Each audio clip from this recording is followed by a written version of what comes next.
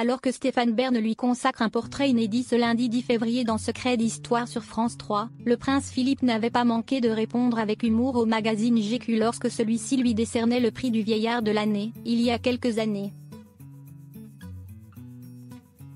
Alors que Stéphane Bern consacre un magnifique portrait au prince Philippe ici lundi 10 février dans Secret d'Histoire sur France 3, la santé du duc d'Édimbourg demeure toujours aussi fragile.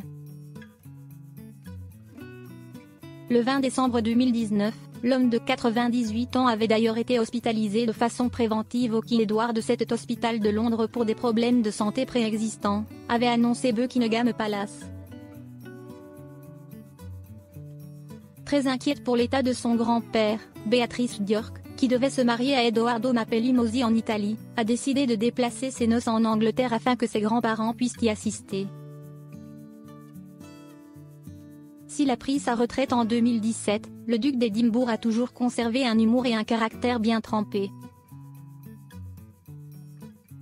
Il y a quelques années, il recevait le prix du vieillard de l'année de la part du célèbre magazine GQ.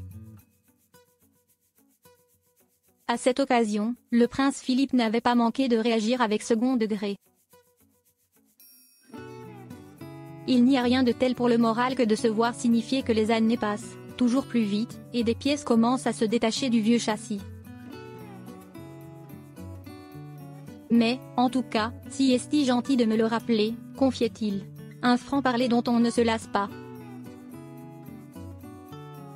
À noter que ce lundi 10 février dans Secret d'Histoire, les téléspectateurs de France 3 apprendront que l'époux d'Elisabeth II vit désormais retiré dans un petit cottage, loin de la cour et de la reine, comme le rapporte Le Point.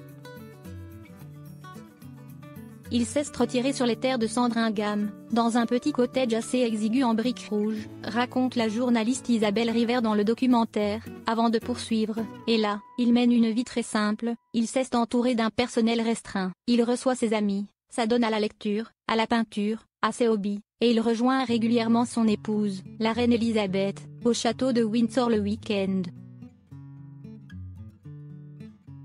Un repos bien mérité.